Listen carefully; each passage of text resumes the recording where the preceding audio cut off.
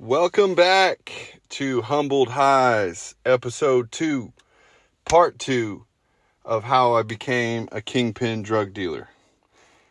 Now, I want to just say first and off, I'm not trying to embellish. I'm not trying to glorify. I'm trying to tell my story. And whenever I tell my story, this is a testimony, actually, as if I'm sitting in the courtroom telling you my perspective of how my life went, okay? So I don't want anybody getting any ideas and writing down on paper, oh, this is how you do it. No, that's not the goal. So get that straight. Get that straight in your head. Second of all, going back and listening to the first message, an egoist as I am, I noticed I really fumbled on telling you the profits. And I don't know if you guys have ever spoke for 30 minutes at a time off the cuff. You can get a little mixed up. So just for honesty's sake, I bought $115,000 worth of pot every week, right? And that is $2,300 a pound. And when I resold it, I would make $2,750. Okay, so 150 of that I gave to my driver, and 300 of that I kept to myself. So you do the math: 300 times 50, that's $15,000.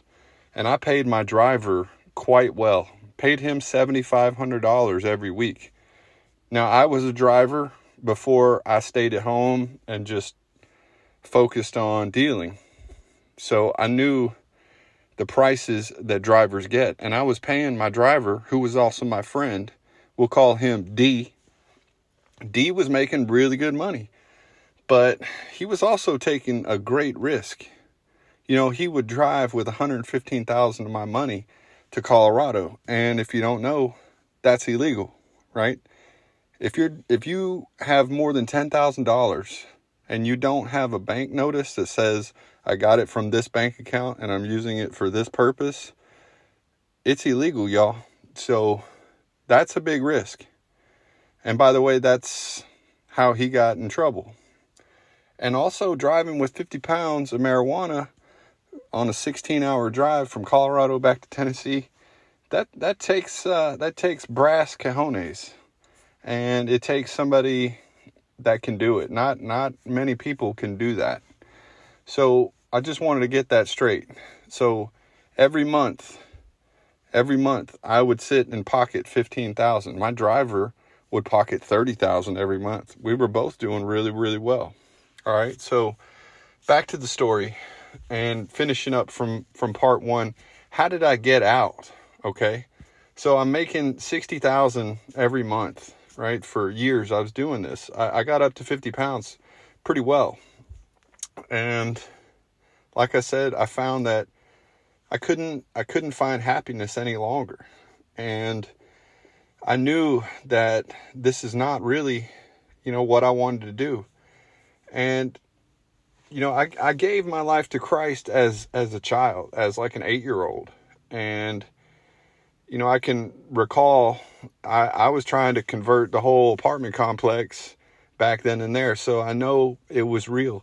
And I even went to Christian school for a few years, from 1st to 5th grade. So I had the Bible in my heart. But because of things that happened at home, because my dad, because he was never really loved, he didn't know how to love me. And it just left me feeling this hole of needing acceptance and approval. And, my mom, she kind of walked away from the faith, and as I was, maybe 14 or so. So I just, everything about God just slipped away from me. And I just really didn't have that relationship anymore. But I know now that I believe I had salvation. I just was like what they call a prodigal son. And so,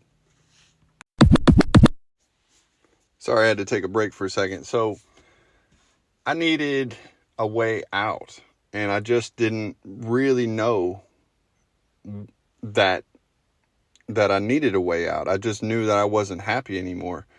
And that's when I believe God started reaching out to me. Okay. So the first way he reached out to me, I remember clearly. I had my son, my 14-year-old son, in my custody. Yeah, and that's wrong. Living with me, full time. And we would go ball out at the malls and all this and that. And I remember this time we go out to Opry Mills, and our hands are just full and weighted down with material things. And we go out to the car, number one, to get some more bands, some more money, and to put all the stuff in the trunk. And normally, for average Joe, that's a pretty joyous moment. Hey, we got all this stuff. I put it in the trunk, and immediately I felt this emptiness. I felt like I could just go throw all this stuff away. It means nothing to me. I just could not get any happiness out of anything. The second thing, I'm sitting up there. I used to go eat at Panera in Madison a lot during the middle of the day. And I remember this cat. He used to sell those papers that the homeless people sell. And I'd seen him multiple times up there at the mall. And this time he was inside the Panera, and he was charging his phone. And I could tell he had a severe handicap. Turns out he's got cerebral palsy. And I just walked over to him, and I'm like, yo, what are you doing selling them papers, man? You need to be, sitting at home collecting that disability, dog. And he's like, God gave me this body, and I'm going to work with it, and I'm going to glorify him with it. And it was like at that moment, somebody like stuck a knife right in my heart, and my heart just like opened up, and I could start feeling things again. And I just realized, like, man, I'm doing the wrong thing. Like, for the first time in a long time, I realized, like, I'm a criminal, and I'm not living a good life. I mean, I'm living the high life on the hog, but I ain't living a good life. Also, man, I had a lawyer. I don't know if you've ever seen Breaking Bad, but there's a part where the main character, he goes out and he gets this lawyer named Sal.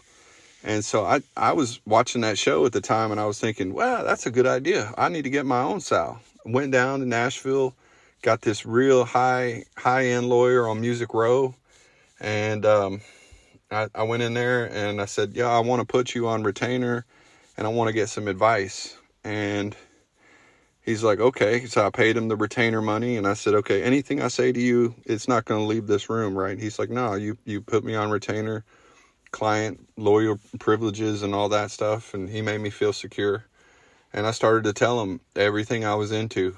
And this guy was just blown away. He said, in my whole career, I have never had a criminal come to me prior to conviction, prior to arrest, and talk to me before. He said, this is crazy. And he said, first of all, it's amazing what you got going on. But he said, as your lawyer, I would advise you to stop. And I said, okay, man, that's not why I'm coming in here. And he said, basically what you're looking at, multi-state trafficking, all this, child endangerment, and he listed off all the crimes. I ain't trying to list them all to y'all, but he said, you're looking at 25 to life federal prison if you get caught federally. If you're lucky, you get caught by the state.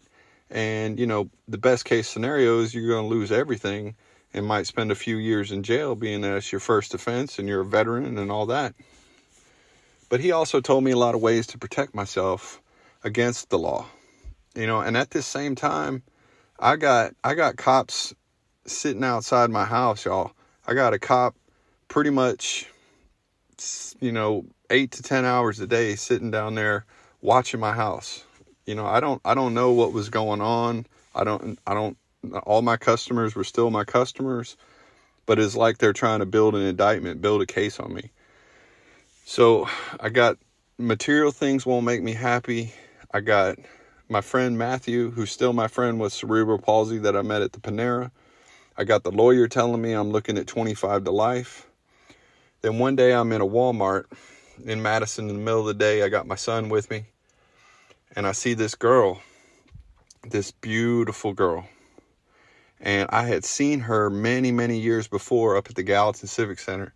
And she was in a two-piece, and she was swimming with some dorky dude who thought he was tough. And I noticed she had a ring finger on it. I'm very respectful. I ain't trying to approach her, but it was the middle of the day on a weekday or something, and there were nobody else in there but like the three or four people.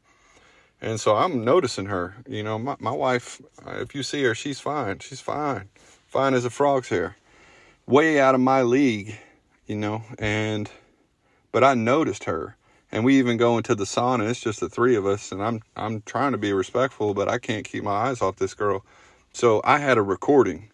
So years later, I'm in this Walmart in Madison, middle of the afternoon workday, and I see this girl in scrubs, and I'm just like, oh, that's that girl. I never forget a face, y'all, never. I seen her, and like I'm not really the type of dude to just approach women, because I'm gonna tell you guys, women do not like that.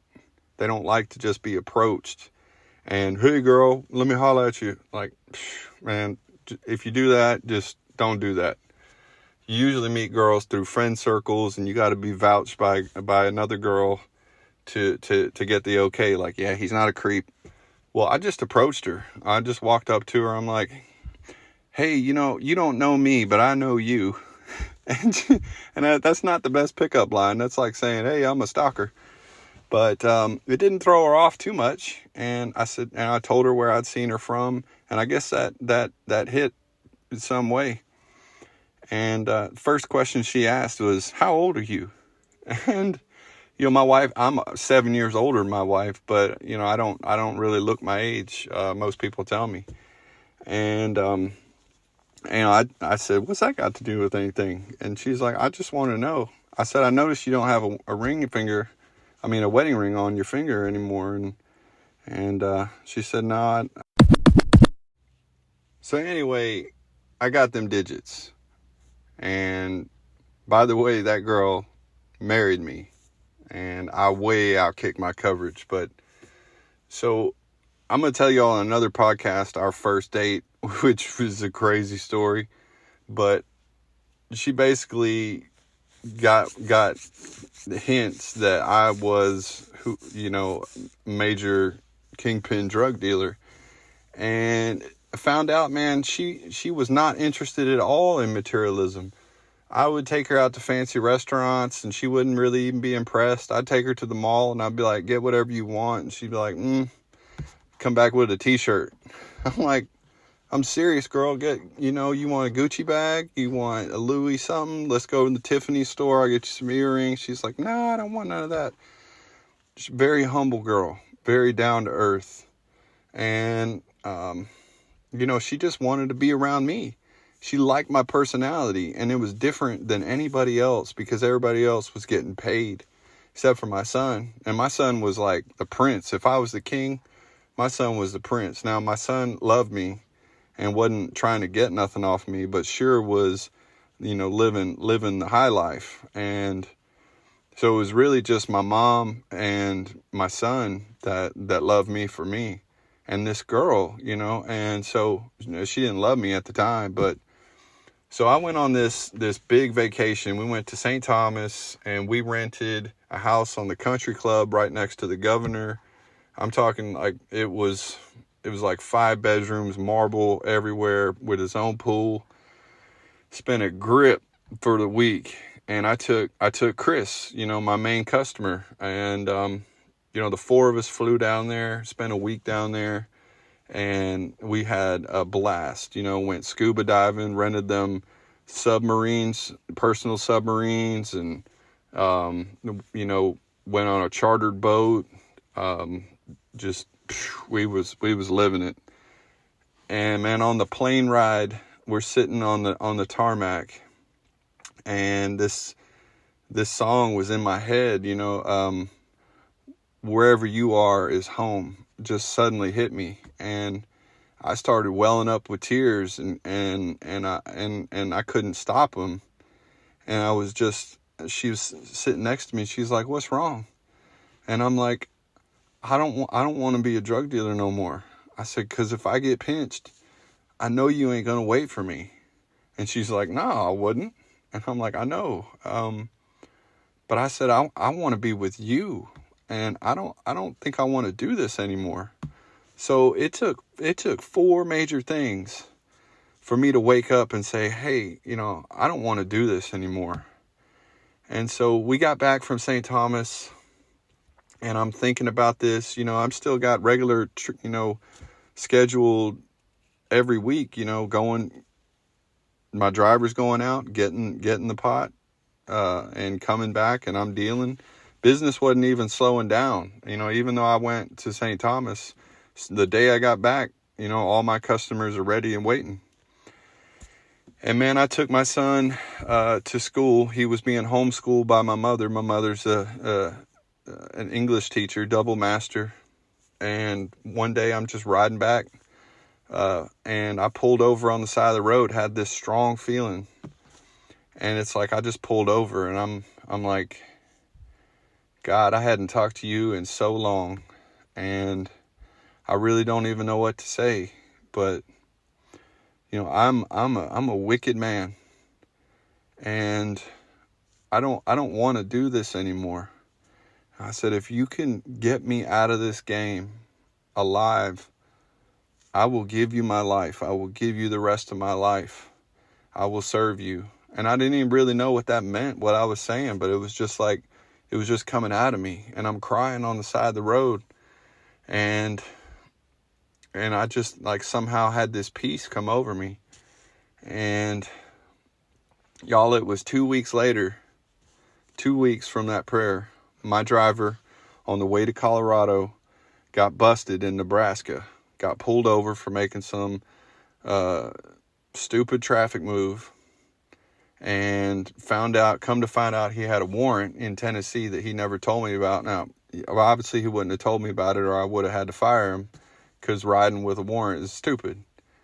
But I was in constant contact with my driver, and by text and stuff, and we're on burner phones, and phones that don't track who you are. And all of a sudden there was no communication for like 2-3 days.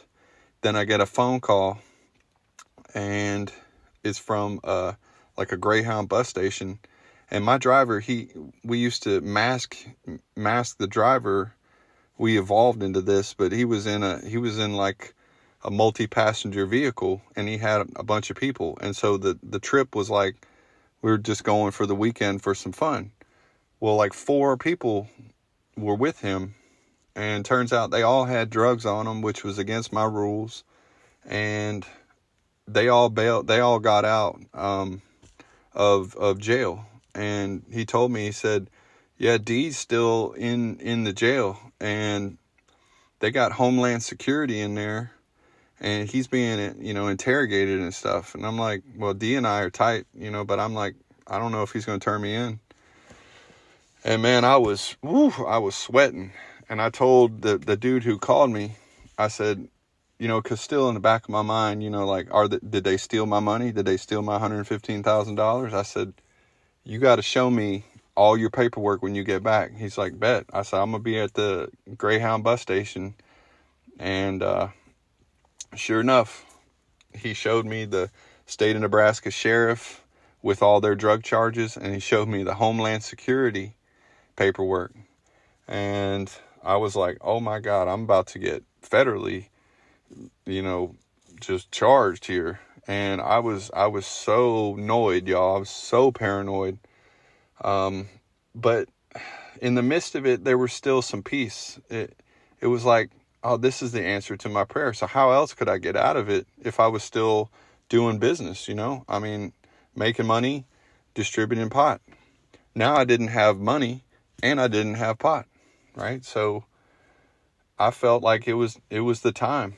So I called all my small, all the regular customers that were like 1 or 2 to 5 pounds, and told them, I said, we need to settle up accounts and pay my money, and we're going to be done. And I called Chris. Now Chris was getting like more than half of my weight every week, more than 25 pounds. So Chris was making, I don't know how much money. I called him, kind of let him know, hey man, I'm done. I'm out of the game. I don't want to do this no more. The money's gone. And I made a second call to P, and I told him the same thing. And here's where the story gets crazy, y'all. So it's just a few days later, middle of the day, sitting in my house there in Madison. I get a knock on the door. There's P, and there's Chris. Right? And I'm like, what are y'all doing here? And they just walk right in. And they walk into my living room, and they both sit side by side on the couch, and I sit across from them on the couch. And they're like, P's like, listen, I know what happened, but this kind of stuff, it happens. I'm making a lot of money. You still owe me 30 G's. And you're going to keep doing this, man. Like, you can't just give me you have 30 G's? I'm like, no, man, I ain't really got that much money. I did have some money, but... And Chris is like, yeah, man, you got to keep doing this, man. And I felt this intense pressure, this pressure to cave in. And at that very moment, it's like time just started going, just like 1 second was a minute. And it's like God reminded me, he's like, this is a crossroads of your life. Who will you serve? You said what you said in that car when you pulled over. Now are you going to do what you say? Or are you going to go right back? Because this man P says, hey, it ain't no problem. I'll give you another 100,000. You can go out there and get it today. And y'all, it's like, I never had this kind of pressure and this kind of a decision before. But I dropped down to my knees in front of them. I closed my eyes and I threw my hands up to the ceiling. And I cried out to God with a loud voice. I said, God, help me. God, help me, please. And his tears started flowing from my eyes. And man, a second goes by. I'm not even opening my eyes, leaving myself wide open to be kicked in the face or whatever. If P's got a gun on him or something is gonna, I don't know. I didn't know him to be a violent man, but that's a lot of money on the line. And y'all, they just got up. They cursed me for a second, and then they walked out. And I didn't see P again. I didn't see Chris again. And, I still felt the pressure that the feds were going to come in on me. I hadn't heard from my driver, but it's like, I just felt this peace of like, I had submitted to God. And now he was going to provide this hedge of protection for me. And, for a few weeks, I was biting my fingernails, y'all. I mean, it was a lot of pressure, feeling like the feds are going to jump in on me at any second. Homeland Security was involved. But I moved out of that house in Madison, and Amber and I got a place together with my son. We moved to Gallatin.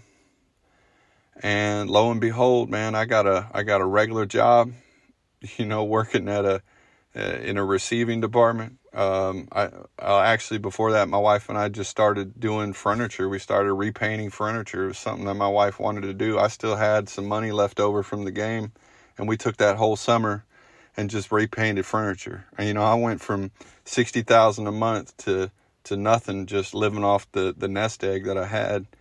And, it didn't really pan out, but my wife and I, we worked together that whole summer as boyfriend and girlfriend and got really close. And, I'm telling you, man, if you submit to God, if you give him your life, if you truly repent, and that word means turn from the ways that you're doing, whatever little even sin, not even the big sin that I was doing, you turn from that and go the opposite direction. He'll put that hedge of protection around you. And man, P put a hit on my head for the amount of money that I owed him, 30 G's.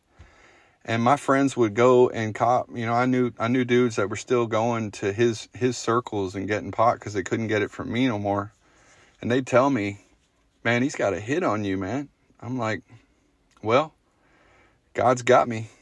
And he'd be like, what do you want me to do? I'm like, well, don't tell him where I'm at. He's like, no, I ain't going to do that. He's like, man, they're offering me like $1,000. I'm like, well, you ain't going to sell your boy out, are you? And they're like, no. But I just thought you'd know. I'm like, God has got this. And God has got you. If you're in the game, all you got to do, turn from your ways, repent, give your life to God, and He will save you. All right, y'all, this is the end of episode 2, How I Became a Drug Dealer. I hope y'all liked it. I'll be back soon with another episode of crazy, crazy stories. Love y'all. Peace.